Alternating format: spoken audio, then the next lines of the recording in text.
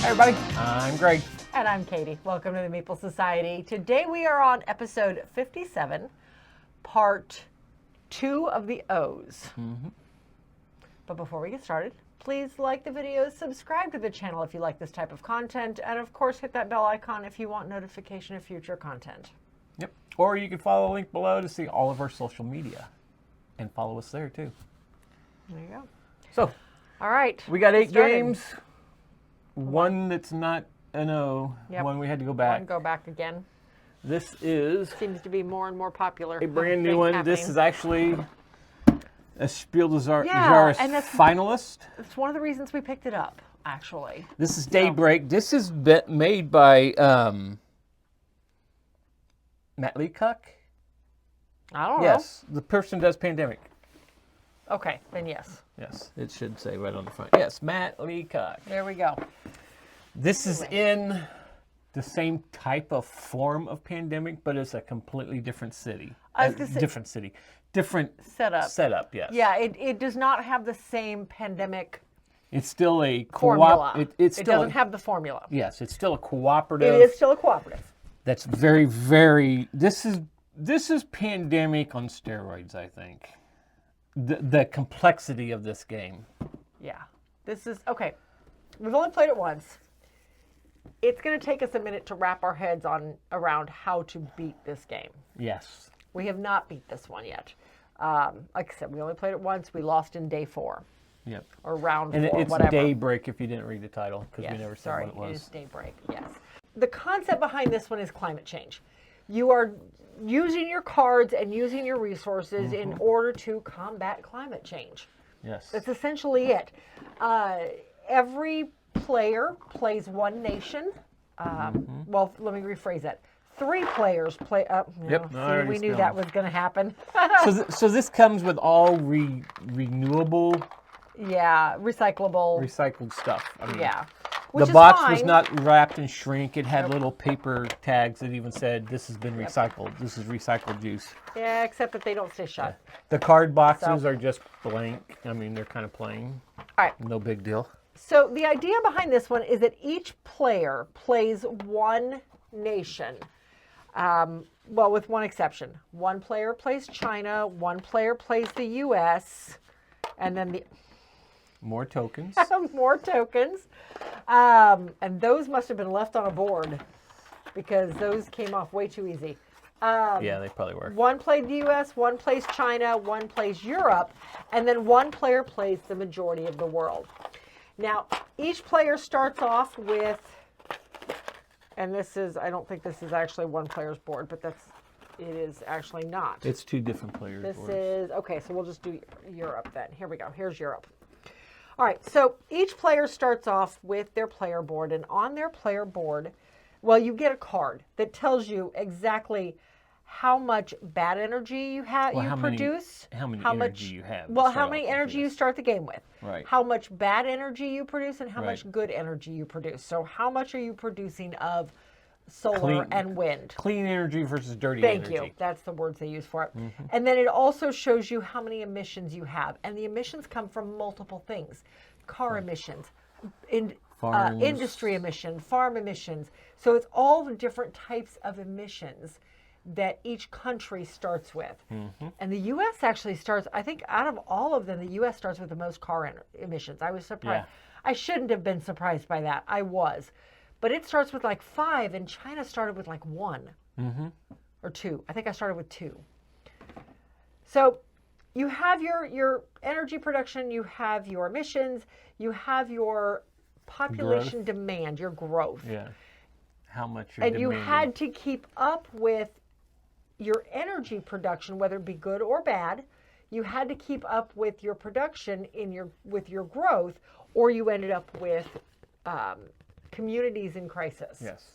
And that ultimately That's a loses bad you thing. the That's how game. we lost the game. Yeah, that's how you lose the game, is if you get too many communities in crisis. Throughout the game, you are using card play to reduce your emissions, to get rid of your dirty energy and produce more clean energy. There's a fine balance, though, between getting rid of too much bad energy and not being able to replace it with the good. Yeah. Because, again, you have to keep up with your growth. and every country grows at a different rate every round. Here's your board. It's pretty simplistic. Yeah. It's serviceable. But at the start of every round, you're going to have a number of crisis cards come out here on the end. The first one is visible. The rest are not. So you don't know what you're going to be fighting. You're also getting, every round, you get 2 of your, what do they call it? Global projects. Yep. As a group, you discuss them. You decide which one you're going to put into play. And then one person has to give up a number of cards in order to activate that global project for the rest of the game. Depends on what it needs, so you got to tuck There it are different, underneath yes. Same as the... Same with these. There are certain crisis ones cards, that you can take and care you can of only ahead do of it time. yeah, you can do it on the forecast crisis. Yes, the you one can't that do it on can the actually others. see. All right, so throughout the game, you are playing a number of cards from, if I get this open, from your hand, and you're drawing cards again. You're drawing up again each round and stuff, but well, and I pulled the base cards. Those are the base cards, yes. Yep. So everybody starts with their base cards up on top of their player board. And only 2 of them in every hand is the same. Yes. Everything else is yes, everybody different. has the same 2, and then the other 3 are more geared toward your country. Correct. And what you can do. Yep.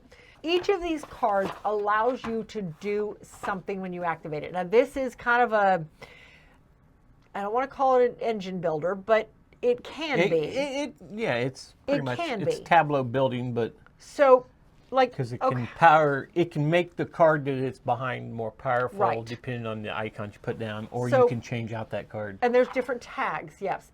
Each one of the cards, every card you're going to play has tags up here in the corner. And those tags are how you make cards more powerful. Like this guy here, you can spend any card, just discard a card out of your hand, doesn't matter what it is. That's hard to come up with a card to discard, though, because you really want to lay these down. It doesn't cost anything to lay some of these down, typically. No. Sometimes they do, but not most. I don't think I ever ran into one. Well, they have some of them have prerequisites. That's true. Some have prerequisites. That are labeled down in the corner, Okay. which that one doesn't. So, well, these are your starters. Yeah. So you discard any card out of your hand to gain a clean energy per whatever that symbol is, an energy tower, basically. Yeah, that's the towers. So you gain a clean energy for every tower just by discarding one card. Well, if I happen to have, if I can find, here we go, here's another tower. If I had this card stacked under this, now you can do it twice. then I can do it twice, which is wonderful. Of course, I wouldn't because that's the United States card, but you know what I mean. It's the same concept. Throughout the game, every round, you can lay down as many cards as you have and can play. The key comes in that you can either lay them under the current card on top, and just add so the tag that you to just get more tags added to your card, and you still keep this power, or you can lay it on top, revealing the tags above it. And now you have that power. And now the power changes. Yep. But you've now lost this power. Yep. So it's a tough there were one. some tough decisions to make. But you can activate a card and then lay something on top of it and thus use more of the stuff. Yes. There was a lot of comboing in this one, which I found really interesting. And I'm not really good at spotting those combos. I can see where this one is going to be a lot of fun to try to figure out. Yes. And it'll be interesting to play it with more players, too. Yes. Because we've only played it with 2. Yes. It was just me and you, and it's up to a Yeah. 4-player game, correct? Yeah, it's a 4-player game. And it's up for the Spiel des Jahres. It's one of the finalists. Yeah. So I'm anxious to play this one again. I definitely want to try this one again. And it has challenge cards, which we haven't tried, and it's supposed to make the game Well, it harder. specifically says don't on your first one. Yes. So we listened to the rule book and did not. For a change. For a change. For a change, right. Okay, but anyway, that is Daybreak. Very interesting cooperative, probably one of the, and we've had some tough cooperatives. I think this definitely ranks up there with them. I like the theme. I love the dealing with global crises and Yes. dealing with emissions and global warming and all that. Very on point for now, you know? Be interesting to see how this one plays out when we manage to finally Yep. beat it. And good luck in the Spiel Yes. des Jahres. Yes. All right. Okay, Moving next on. one is one that We did not ever really want to play. We didn't think we was going to like it. Nope. And we played it Okay. as on your 50th birthday. Well, not 50th birthday. That was a long Yeah, time that was- ago. Age yourself. Yes. It Okay. wasn't that long ago. On my last On your last parties. birthday. Yes, on my last birthday, We played we had a bunch of friends over. One Night Ultimate Werewolf. One of the guys knew how to play it, so he taught everybody. And we broke this out and played it. And we played with like almost There was like 10 of us, 10, 11 of us. Yeah. Yeah, let's see if I can And we remember played how it this twice. plays. We did. So at the start of the round, everybody, you pass out the roll cards.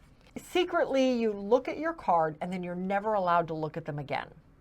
You look at your card, you put it Yeah. face down in front of you, you're never allowed to look at it again.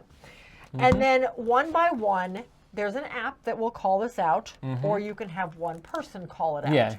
The And I app think tells for you it's us- like on yeah, you use so the and app so, and it says yeah. that werewolves wake up and so they can Everybody see each can other. acknowledge each other. And and what then was the other ones? It was each- werewolf. The werewolves, and then one by one, each seer. person was told to wake up and do something. The idea is that each one of the roles does something. Yes. And there's multiple villagers Yeah. that are just nobody's. Yeah. Yeah. Like the doppelganger switches places with somebody. Yes, and that's why you put your people You're face down. face down And you because never look at them Yeah, again. you don't ever look at them because you're going off what you originally seen. So Yes. you could say, "Well, I'm just a town folk, so I'm in the safe zone here." Yeah. And just there's, go along There's and- one of them that gets to look at somebody near them, and there's another There's a another thief. character who can literally swap two people. Yes. So we ended up having to stand around the dining room table to do this because otherwise it was very obvious when people were getting switched because everybody was so spread out. Well, I think we played some music in the background. We So did. it We kinda ended up having covered to the play movement it. because I mean Yeah. we're in an older house, so our floor squeaks every Oh once in a yeah, while. floor So. creaks. And it's an old dining room table too, so it kind of creaks The if you floor bump creaks, into it. Yeah. Oh yeah. The insomniac wakes up and looks at her card to see if it has changed. The drunk is so drunk that he doesn't remember his role. So when he's questioned, he doesn't know who he is. The tanner hates his job so much that he wants to die. So he's pretending to be a werewolf so yeah. that you kill him. Yep. The doppelganger is, fairly complicated. Takes on the role and team of whatever card she views. Right, so she'll look at somebody's card, and then And all of a then- sudden she is that person now. Yes. So Yes. she doesn't swap people around. The hunter, if the hunter dies, the player he's pointing to dies as well. So and that's at the very end of the round when you're Yeah. technically voting people off. Yeah, because you got a certain So- amount of time to discuss who they think is the werewolf, who they think are the werewolves, or the robber, or what have you. That's right, And okay. then at the end, once time's up, it's like a count of three, and then everybody points their finger at who they think needs to die, and then Yes.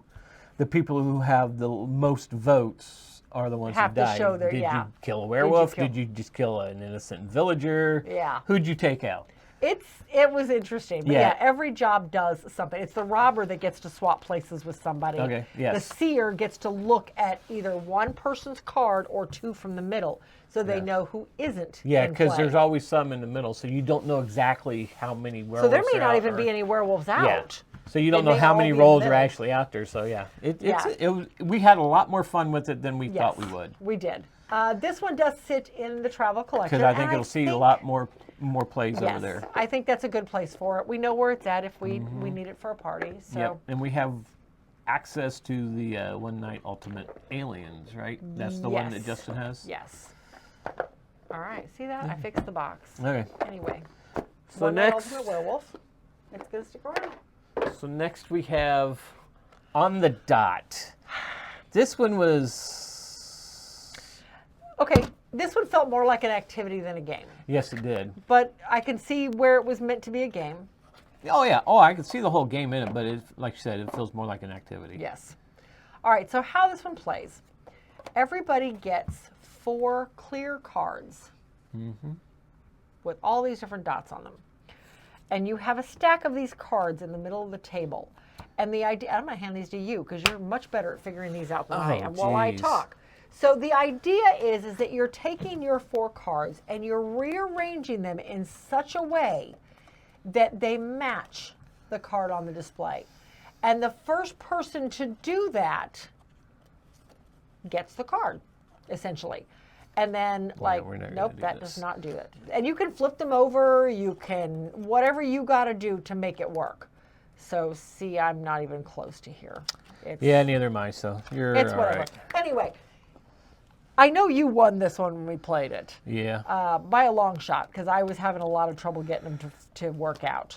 And you were seeing the connections pretty quickly. But, see that one? Nope, that's not it. I'm backwards.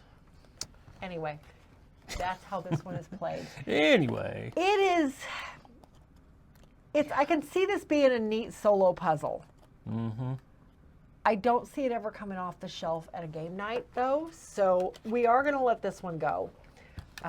Interesting concept. Huh? So take this from me before I throw it. Interesting concept, but I think it's more frustration than, at least for us. If you're good at pattern building, maybe. I could see this being a really neat solo thing.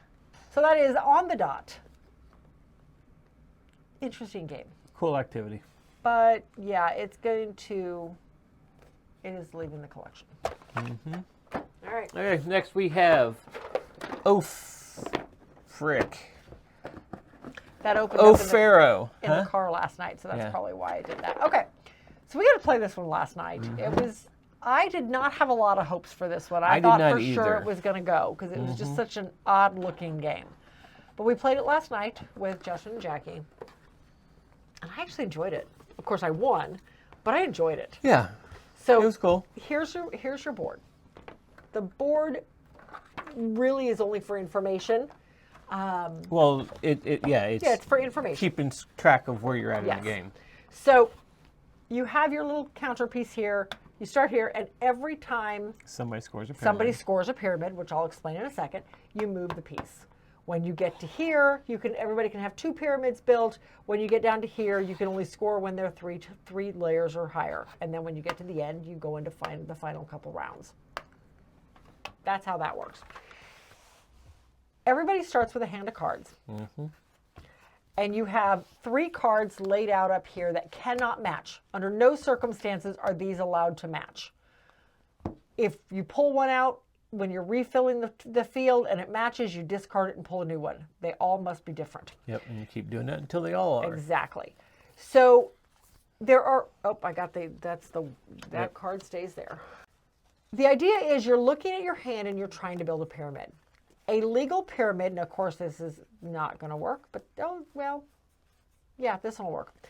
A legal pyramid is 2 of any one number, these happen to be ones, and 1 of one number higher. So this is a legal pyramid. This would not be a legal pyramid because it skips the 2s. So I would have to do it this way. Now, on a future turn, I could lay this down as a legal pyramid. On a future turn, I can either score this pyramid, so long as we have not gotten to this space on the board, or I could add to it by adding another 1, 2, and a 3 to make it now a 3-layer pyramid. When you decide to score, you start your turn by scoring your pyramid. If you want, you do not have to, but you start your turn by scoring pyramids. You score basically the number in each row. Yeah, the number in each row. So this would be 3 times 2 layers. So this would be a 6-point pyramid. At one point last night, Justin had a 100-point pyramid. Yes, because he had a 5-layer. He had a 5-layer, tall layers. Because it says you have to score it if you have 12 or more cards in your pyramid. Once you hit 12 cards, you have no choice but to score bigger. So you're building out your cards. These are all number 3s. So you're building out your... Really? See, I'm just going to sit right here. Don't mind me. All right, so you're building out your pyramid. Meanwhile, there are special cards in the deck that come into play. And these are wild. You can put these windows in place, or these jokers as they call them, jokers, in place of any card in your pyramid. Later on, either you can replace it with the correct number. So if I put it in place of a 4, I can later play a 4 and take this back into my hand. Better yet, if Greg had a 4 in his hand, he could take this out of my pyramid and put that 4 into his hand, and then later Use it for use anything this I for want it for. anything else, a 9 or a 6 or a 2 or whatever he needs it for. So these rotate around the table a lot because I may not have had that 4 when I laid it, but maybe Justin did, and Justin needs this to be a 6. So it's constantly rotating around. So these are very valuable cards. Meanwhile, you've also got the tax collector. The tax collector allows you to take one card out of each person's hand. One person randomly. on each card? Yes, one person out of each card. That's interesting.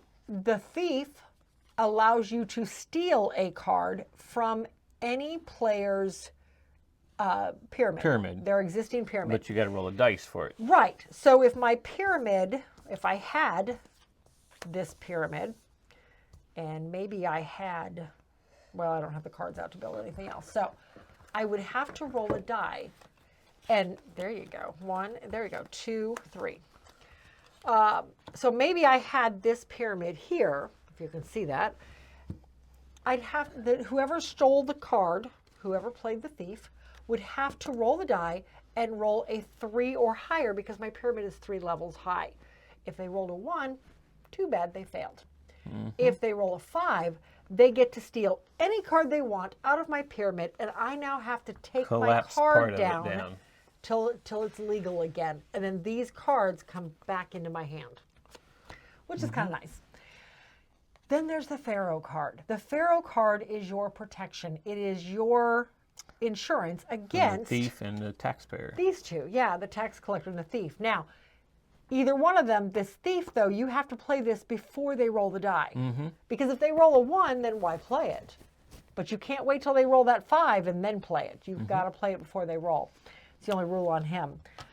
I thought it was actually a pretty interesting game. It was. I actually We really caught on to enjoyed it pretty quick. Yeah. I started off really lousy, and I think I came in second. Third. Justin beat you. I won. Justin came in second. I thought I beat Justin. I don't think so. I don't know. I'd have to go back and look at the score. We really enjoyed it. This does sit in the travel collection. It is going to stay there. Oops. Yeah, it was a cute little game. So yeah, that is Pharaoh, and it's going to stick around. All right. Next we have Oh My Goods. Now we have played this now 6 times. Yes. The first 5 we really didn't enjoy it. It never clicked for us. It never clicked, but It we just didn't. We actually just got done playing this, Yeah. just like minutes before we started shooting this video. Yep. And we actually enjoyed it this time. Yeah. Because I think when we played it, it's been a few years since we've had 2-3 years The last time at we least. played it was back in 2020. Yeah. So it's been 4 years since we played it, somewhere in there. Anyway, and we did not understand it that well, but since then I I've felt really like we started were getting playing it right. Yeah, I It started just getting never- into big engine building. Yeah, it just never games, really but- clicked with us. So yeah, we played it again, and this time it was like, oh wow, that's actually a decent game. We now understand why people like the game. The way this one plays, everybody starts with their base, Their worker. yeah, and you can flip it over to whichever side of the artwork you like better. There are, depending on player count, a number of assistants out on the table that you can hire later on in the game. Each assistant has a requirement. Oh wow, these are two-sided. Yeah, I they didn't are realize two-sided. So they you've were actually two-sided. got 16 possible assistants. And then everybody starts with their base charburner. This is where you start making your money. So when you start the game, you have $7 on your charburner, 7 pieces of coal worth $1 each on your charburner. Cards are multi-use. Cards are money or resources. They're goods if they're face up like this, and the goods are worth money based on which card they're on. What factory or Resource whatever they you are made. supposed to Yep. be. Or cards are useful for the goods, which are portrayed right here in the corner. See, they're useful to discard as the good itself, or you can use them as the building, and you actually build the building and thus use it for production. So you've got 3 different ways you can use these cards. When you start the game, you start with your char burner and your 1 worker, and that's it, and $7.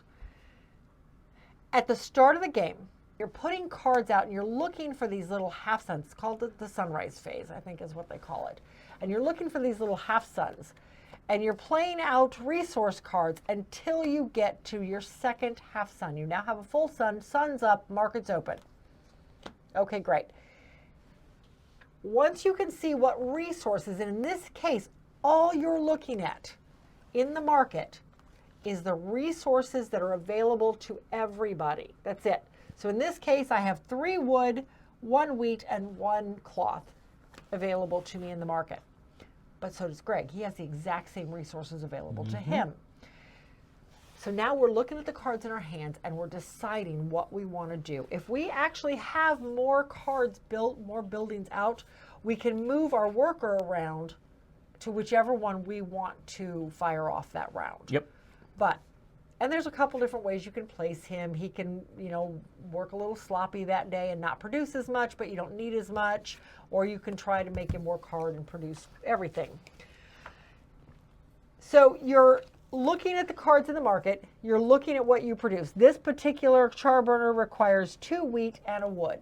Yeah, and not all, the They're char all burners are all different. different. Yes. They're going to have to use wood, but Some of them it's one require the other other things. resource, This one yep. happens to require wheat. Yep. So I'm looking at the cards in my hand. I'm looking at the cards out here, and I'm deciding what I want to do with this guy. Well, I don't have any wheat in my hand. I have plenty of wood. There are 3 wood down here and 1 wheat.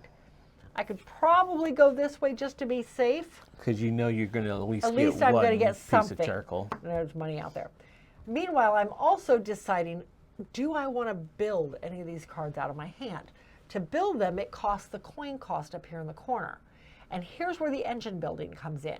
You're trying to find things that are going to help you produce more later. So this one produces coal. Well, maybe I want to find something that coal can go into to become a better product. So, Like the mason's house or whatever it was. yep, like here's the tool maker, but he's $17. I can't afford him right now. So the only thing I have that I could possibly do is the tailor shop where coal and textiles become clothing. Yep. Or, yeah, I don't know. Maybe that's supposed to be wool. Maybe that's supposed to be wool. Maybe. That makes more sense. It looks like dirty laundry. It does look like dirty laundry. Anyway, and I never found it in the book where they said what they were. I think it was supposed to be cotton. Maybe it's supposed to That's be what they cotton, said. and then this is cloth, and then that's clothing. Yeah, because I don't I don't like know. I said, I don't think they're... I couldn't find it in there. But anyway, so you're trying to build your engine. Whatever card you want to build, it costs you the coins up here in the corner, and then they're worth victory points at the end of the game over here. So say I have enough money to do this, and I have $7, I could build this one. So I put this down, face down, and then we do the night phase. And once again, you start pulling cards out, looking for your suns. I've got 1 half sun here, and you keep going. Oh, there's another half sun. So for the afternoon part of the day, I get one stone, 2 wheat, and 1 clay that I can work with. Now, everybody has access to these resources, not just me. So maybe but see now I have enough to do my 2. I should have left him on full because then I'd have gotten $2 out of him instead of just 1. But you don't know. And I know this was very simplistic rules on I've this. tried to find the name of that, see if it So- says it anywhere. I don't know. Like I said, I think the engine building clicked a lot more than normal for Yes, me. it did. It did click a lot better Yeah. this time. I actually enjoyed the game. The last 5 times we played this, I was so frustrated by the time Yeah. the game was over. It was just The like, big I can't thing do anything. was that this guy can only go to 1 building. You have to hire assistants if you want to fire off more than 1 building per round. And you hire assistants, so these guys are over here. The assistants can be hired at any point. As long as you... You've got to have the coins to fulfill hire their- them. Yeah, and But they fulfill also what have they're... requirements. Yeah, like in order to hire her, you have to have already built 2 yellow buildings. 2 yellow buildings in your city. To hire him, you have to have 2 white and a green. and then you can hire him for 6 coins, and he's worth 3 victory points at the end of the game. So they all have different requirements. You don't have to leave them on that building. Once you hire them, you choose a building to put them on, they have to stay there, or you pay 2 coins to have them move down the road to a different building for that day. I mean, I really enjoyed it. I mean, that's the simplistic part of it. I think the only thing that left a sour taste in our mouth from the other 5 times, not this time though, because we had one expansion.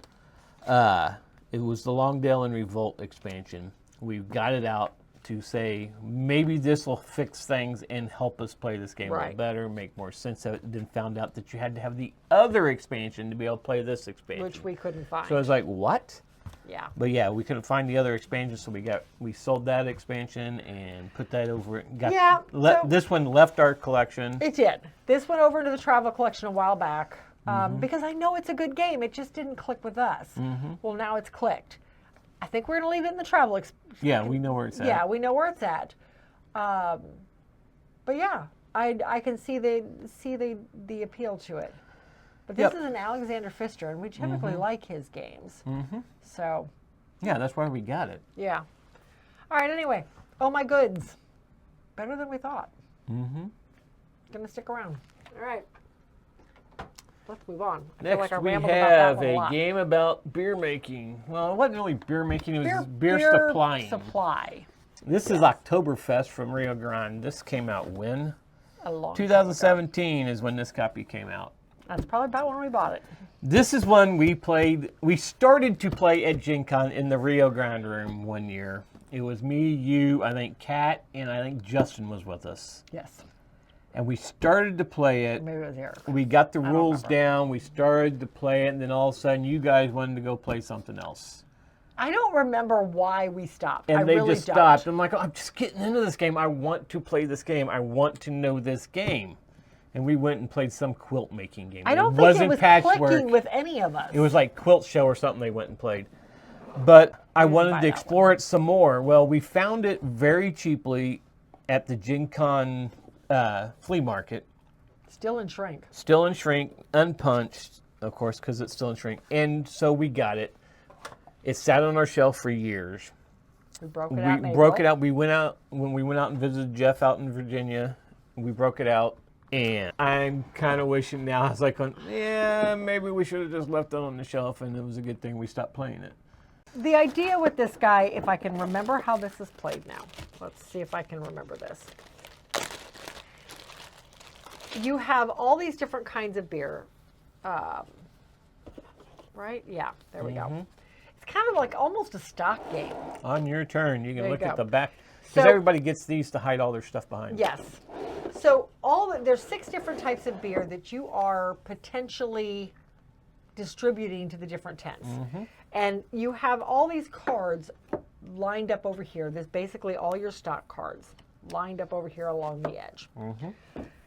And then you're putting cards out here onto your gates, on the 3 center sections of the gates. And actually, in the start of the game, the 6s and 7s would not be out. It's 1 through 4. But the basis of the game is that everybody is taking their money from behind their player screen, deciding how much they want to auction for one of the gates here. And whoever the active player actually is, puts whichever one is going to be auctioned off. They put a marker, and I don't know where the marker's at, it's in here, onto whichever one they're going to auction off. Then everybody decides how much they're willing to pay for it. If everybody passes, and it's all done silently. Yeah. You gather the money in your hand, and then everybody reveals at once. If everybody passed by paying nothing, then the auctioneer gets that whole stack for free. Done. But otherwise, whoever bid the most gets it. So once you have them, you discard one of the cards out of the game. Well, not out of the game, but you discard one of the cards, and the other 2 have to be placed. You have to place them on 2 separate tents, and then you take that type of beer. In this case, I've got a wild, and I've got, I don't know, whatever. I take. Pronounce the beer. No. It's a Pilsner. Oh. It says Pilsner. I can't read that face, that typeface. Anyway. And this is any type of beer. And it says right here at the bottom how many barrels you get. So in this case, I would get 2 barrels of Pilsner, and I get 1 of anything else. You know what? I'm going to take a Pilsner. Why not? So whatever. But you take any of them. These become your stock. Mm-hmm. Alternatively, on your turn, you can, and this plays in 3 rounds, and you end up, it plays until these are filled up. You got one little round, like 2 crowds round, 3 or what round. have you put those on. Yeah, they get put out on the tokens. tiles. Yeah. You can alternatively, you can sell your beer. So I can sell beer for coins so that I have more money for bidding, or I can close a tent. And when you close a tent, you basically get to score everything that's in there. And now these come into handy because it's whoever's on top, that's what scores. It's just a very weird. Yeah, it's kind of a weird. It feels almost like a stock game. Yeah, it's more about stock. It's the stock stocking market the beer, than anything. not stock market as it just stocks. It took us a while to wrap our heads around it. We played it, and all 3 of us kind of sat back. Like, I'm not sure what that was.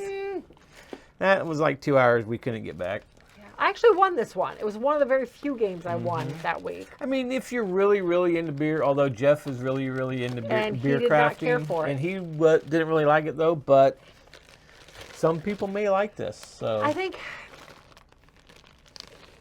if beer at is your heart, thing, it's you a might. stock game. Yes, if beer is your thing and you like playing stock markets, there you go. Yeah. This game would be absolutely good for you.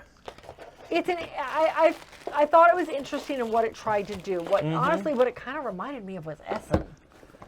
And that's. Yeah. So this one is going to leave the collection. Because of the theme, we don't really want to put it into the other collection, into the travel collection. Right. But we know it'll never come off our shelf. Heck, Yes. we've had it for 7 years. It finally came off this year. We had So it for 7 years. darn close. It came out in 2017. Yeah. And we bought it fairly quickly after that, maybe a year later. So we've had it for 6 years. Either way, it's been on our shelf for a really long time. So regardless, this one is going to leave the collection. Done. Okay. All right, moving on. Next we have, well, we're going to have both of them out here. We have On Tour US and Europe and On Tour Paris and New York. Yes. And these play pretty much the same way. We actually have a copy of this one in both collections. I found another copy at one of our garage sales that we go to once in a while for like $5, so I grabbed it for the other collection. This one happens to be double-sided. The one in the other collection is only the US, it's just this side. So what happens at the start of the game, you are seeding your board with some numbers. One player rolls the numbers, you roll the dice, and you basically use both those numbers, 98 and 89. And you would put them somewhere on your board. Unfortunately, you can't just choose where you're going to put them. Cards. So every round, there are 3 cards out, and these depict regions of the country you have to use for the numbers. Each card can only be used once by each player, but each player has to choose where are they putting that 98 and where are they putting that 90 or 89. Are they going to put it down in the south? Are they going to put it out west? Or are they going to put it in the central part of the U.S.?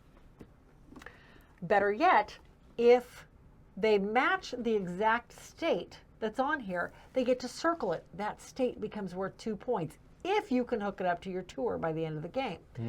I should go backwards. The whole concept of this game is you are trying to connect as many as you can sequentially. You can't go backwards. You have to go from the lowest number to the highest number.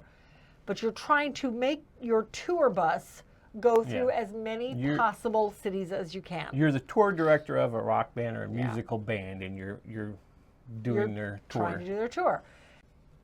Obviously, 89 and 98, I'm going to want to keep them fairly close together, so maybe I'll choose these 2 cards and put them out in this general area and try to hook them up later on.